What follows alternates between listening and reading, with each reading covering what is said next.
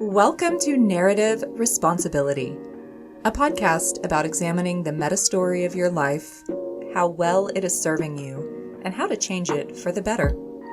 I'm Elena Wolf, relationship coach and life alignment mentor, and this is this week's New Perspective. Hi there. I'm so glad you're here today. This is episode 46, MBTI type in context. This is a second companion to episode 44, Which MBTI type should I date?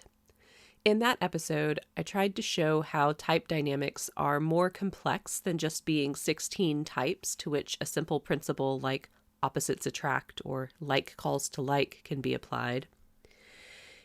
Even setting aside the fact that we are more than our type is an attempt to describe the multi-level workings of our cognition and information processing systems. The complexity of our cognition means that we can develop a variety of relationships to our type, which means individuals of the same type will express a variety of relationships to their own type and to all the other types as well. We aren't just influenced by our innate traits. We have a predisposition to certain types of cognition, and with them certain types of behaviors and skills due to our type. But we also learn skills and behaviors that are what might be called out of type. That is where our environment, our culture, our family members, our close friends, and even the media influence that we have is seen. Where were we rewarded for playing out our type, and where were we rewarded for either inhibiting it or doing something outside of our type? Were we punished for acting true to our type, or punished for not acting outside of our type? A lot of human learning is based on rewards and punishments, and they might be a little bit implicit. They might not be something that you think of as being a reward or a punishment, but the way someone else responds to our behavior absolutely tells us information about whether that behavior was acceptable, and we will adapt our behavior on the basis of that feedback. And that's what I want to talk about today. Some of the ways that we relate differently to the various personality types and why we might have those differing relationships. I'll pick on a type other than my own for once, but in this case, it's because I have an inordinate amount of ENFJ type preferences in my life. That's one of the personalities that I seem to have a best friend attraction to. Seriously, both of my childhood besties, plus my college bestie, all have ENFJ preferences, and I have adopted a couple more as an adult. So with this many of the same type in my life, it's actually a really great data set for the point that I want to make. So, of the 5 ENFJs who are in my life, 4 of them are currently in committed romantic partnerships, and none of them have the same personality typed partner. So the partner's preferences are INFJ, INFP, ISTP, and ESFP. In terms of the type dynamics I talked about in episode 44, these partners are going to represent, respectively, the introverted sibling type, where it's the same top 2 preferences, just reversed order. That's the INFJ-ENFJ pairing. The mirror type, where the function structure is the same, it's all feeling, intuiting, sensing, thinking, but all of the functions point opposite directions. So introverted feeling to extroverted feeling, extroverted intuiting to introverted intuiting, and so on. The ISTP is going to be the same top 4 functions, but in reverse order. And then the ESFP is going to be a type pairing that aligns to my concept of having relative power of functions. So how is it that 4 individuals of the same type all reached different conclusions about what type aligned well to their own in a relationship? Well, because they're all individual people. And this data set is an example of how type plays with the experiential dimensions of self in different ways. Individuals have different experiences in their own families and within their own cultures. They have different interests and opportunities to pursue and refine those interests. And they have different needs that they want to meet with their romantic relationship. These ENFJs were 4 different people looking for 4 different conversations, to use my metaphor from last time about relationships being conversations that start but never end. So let's really pull apart some of these angles with type in mind. First, what personality types have you spent a lot of time around? This is probably going to affect the list of types that you can understand or relate to easily. And this list will vary from individual to individual based on what types were in their family, what types their childhood and adolescent friends were, and what types their previous romantic partners were, if they had any. There are personality types that we will be able to understand pretty effortlessly no matter what our personal relationship history is. Those types are going to have either or both of our top 2 functions as one or both of their top 2 functions. This kind of rule, if you want to call it that, ends up yielding a total of 6 personality types. The 4 that share your dominant function as either their dominant or auxiliary function, and the 4 that share your auxiliary as either their dominant or auxiliary function.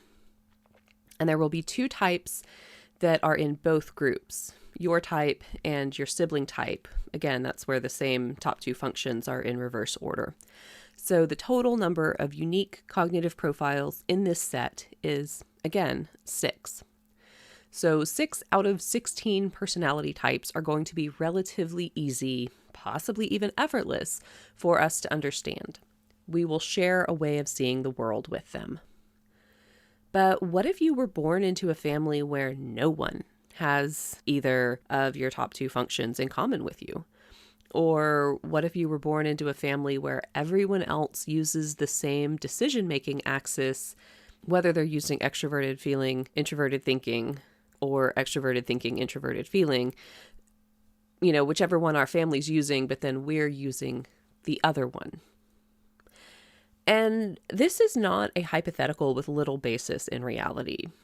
For many people who fall down the Myers-Briggs and Jungian type rabbit hole, having grown up in exactly that kind of dynamic is why they latched onto type, because it put language to a dynamic that they had lived out, this feeling constantly out of sync with the people around them, of feeling not entirely understood, or possibly even being mocked and punished for the cognitive spaces they naturally inhabited and wanted to express.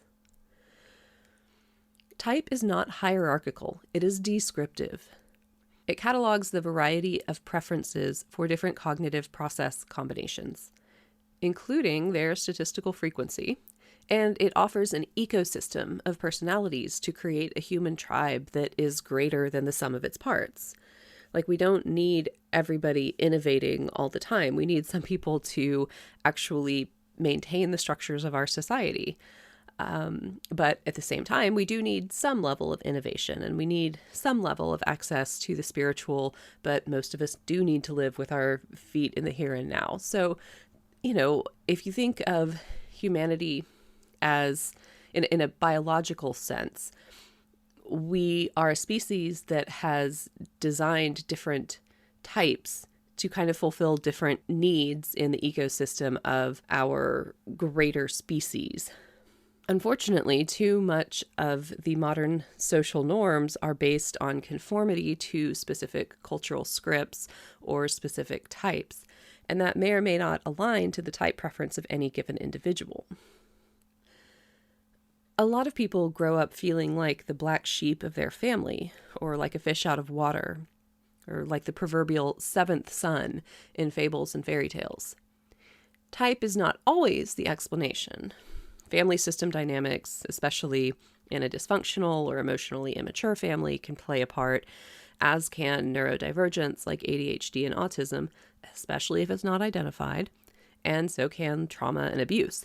But in relatively stable families, type actually often is the source of this misfit. So the relationship that you develop to your own type preferences will be heavily influenced by whether and how well you saw yourself mirrored in the social relationships around you growing up, and how well you see yourself mirrored in your relationships now, particularly your family that you live with, but also your extended family, family friends, the communities your family belongs to, your friends, the other students around you in your school and your classes, and the families of your friends if you're allowed to spend time in their homes. Like, all of these are going to create your collective pool of types that you interact with and kind of see either being like you or being not like you as you are learning about the world and relationships and what it means to be a person and how to interact with other people. So if either or both of your top two functions are well represented in these contexts, you're most likely going to feel safe to express that part of you, and you'll probably get rewarded for doing so.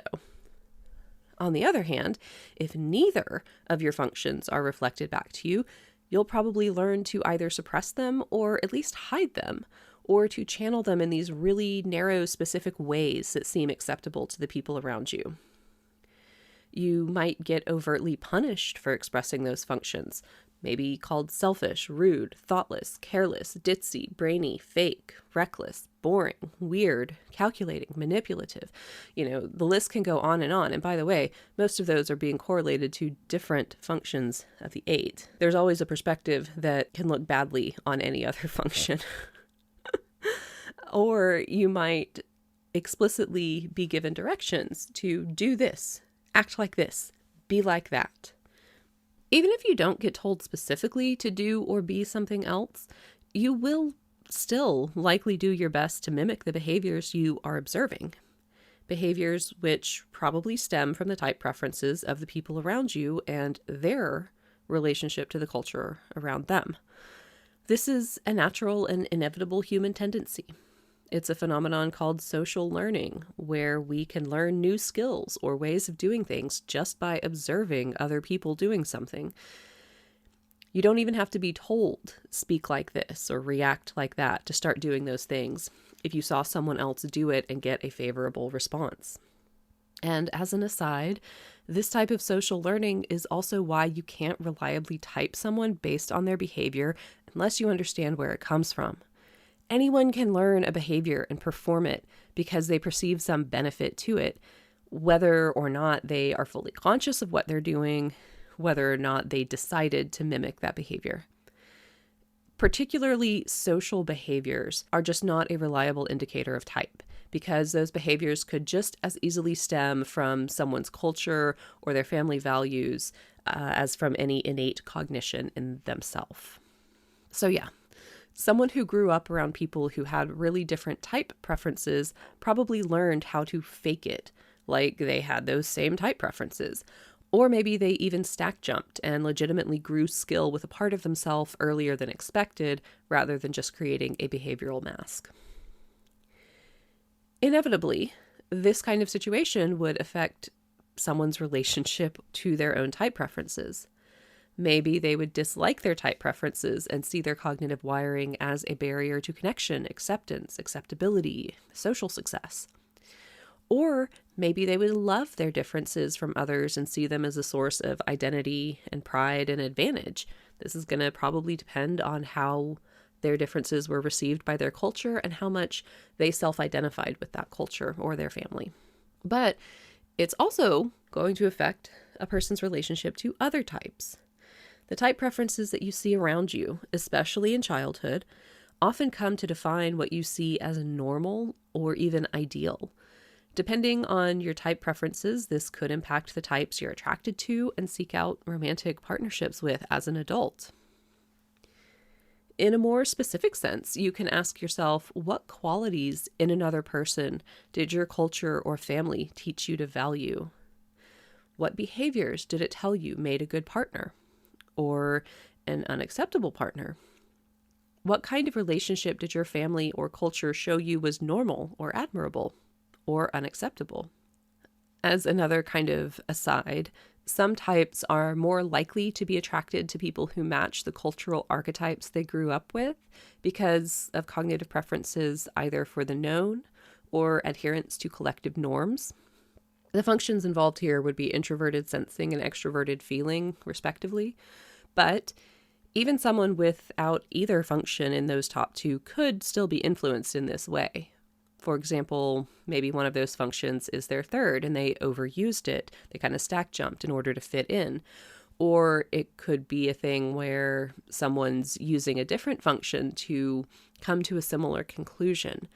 Maybe somebody with strong introverted intuiting might equate a person who really embodies the values of the culture they grew up with as kind of like symbolic of safety or cultural success.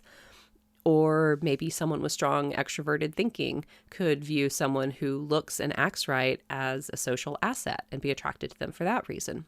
So it's type and your context, like literally always. I think it's also worth asking if you were a kid who regularly escaped your family or culture by reading or maybe movies, but I think it's really more of a book reading thing. What were the values and the cultures and the personality types in those books and those worlds? Because you might have really internalized or aligned yourself to those.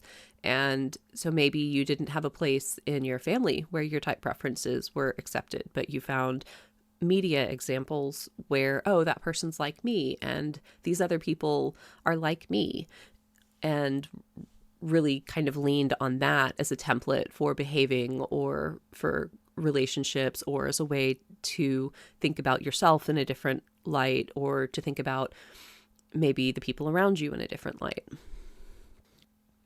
Seeing certain types or certain functions often doesn't just make them attractive to you or potentially not attractive depending on, your relationship with your local culture, but it also often makes them more comprehensible, like more understandable to you. If you are surrounded by people who communicate in a very different way than you do, you adapt to their style and develop the skill of meeting them where they are.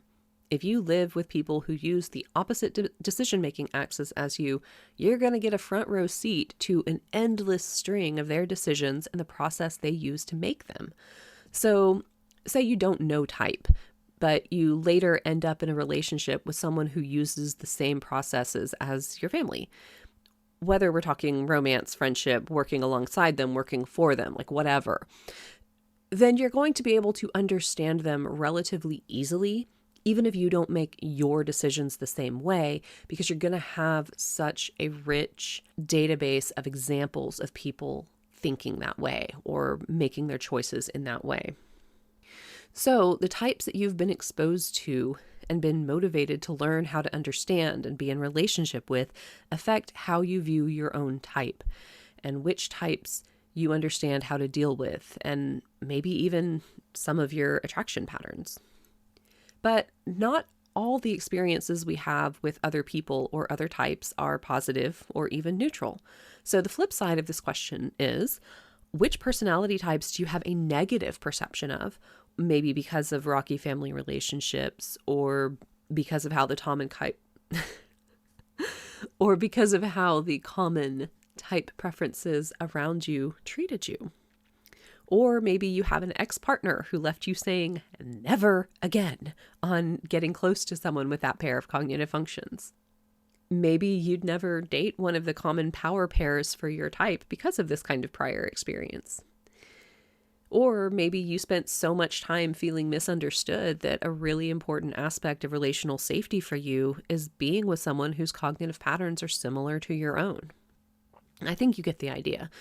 The sociocultural and relational contexts we come from and then expose ourselves to in adulthood shape how we view and interact with other types. Okay, so that's the past. But what about your present? Let's take a look at the now moment. To begin with, what does the rest of your village look like? What type preferences are your friends and family and colleagues and other close associates? This is absolutely going to impact your attractions in terms of potential partners because it defines what your unmet relational needs are. Someone who can meet our unmet relational needs will be more appealing than someone who is just going to meet the same needs we've already got going in other relationships. I don't just mean sex and romance needs. As an example, if someone who has an NT personality has a lot of friends who have NF preferences, they may be more drawn romantically to another NT than an NF because that same temperament rapport is missing from their current social sphere. Even though, according to Kiersey's model, the more ideal or likely attraction pattern would be that NT-NF attraction.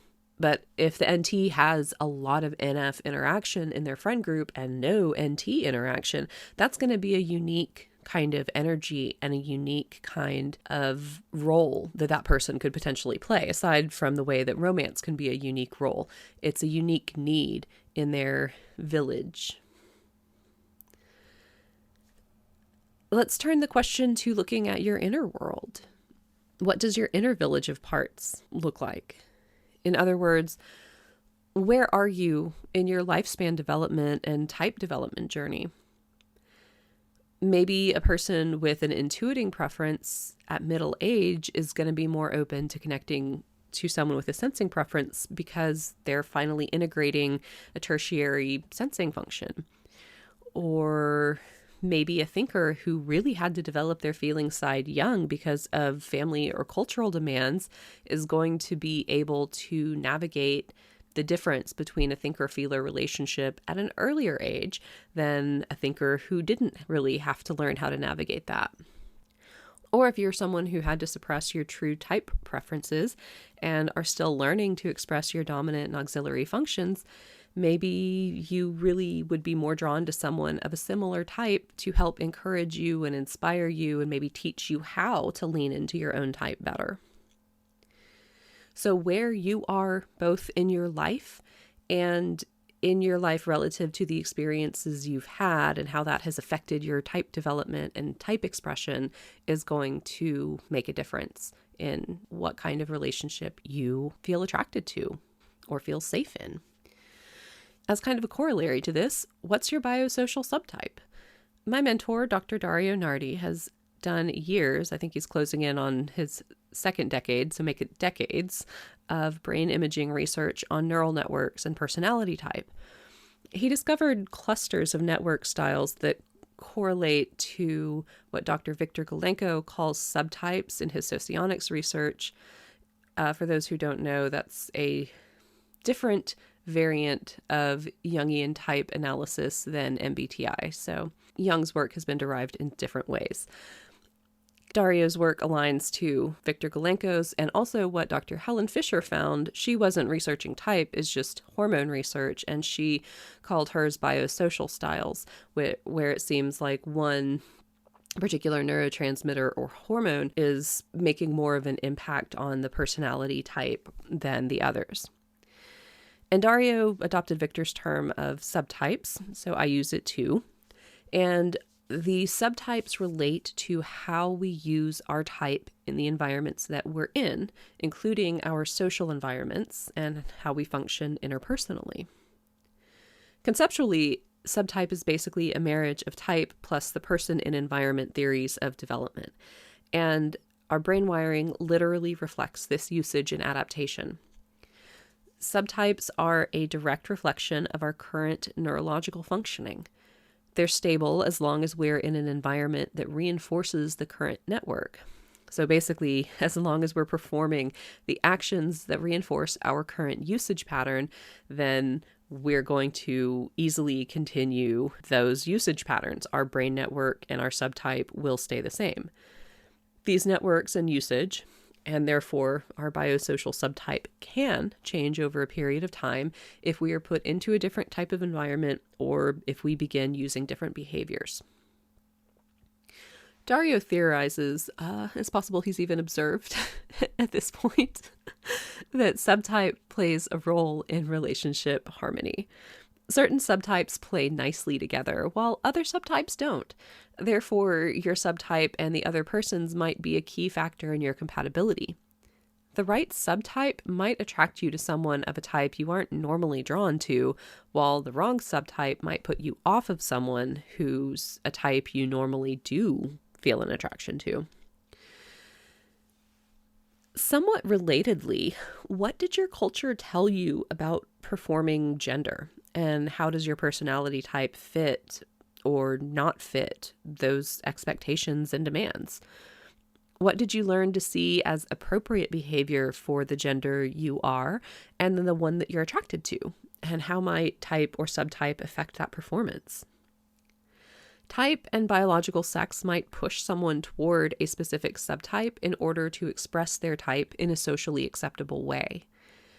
The ways in which they are allowed to use their functions and their own innate strengths or weaknesses can impact how they perform their own type and or how they perform their gender. This is probably especially relevant for types that are counter to gender expectations, which typically is going to mean thinker women and feeler men. A woman who is seen as too strong or too hard or too assertive is failing to perform the female gender.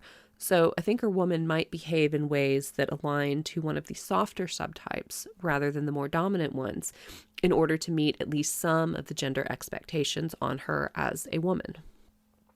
Similarly, a man who is seen as too soft or too weak is failing to perform the male gender as society expects it, so a feeler man might behave in ways that align to one of the more assertive or bombastic subtypes to heighten his performance of masculinity. Again, type plus context. Subtype isn't just where you've been, but also where you are and where you're trying to go. Are you reinforcing what you're doing now, or are you actively shifting it? One final consideration, or final for today, I'm confident there are more ways we can talk about our relationship to type, both our own type and others. But one final consideration for today is how much work you're willing to put into your relationship.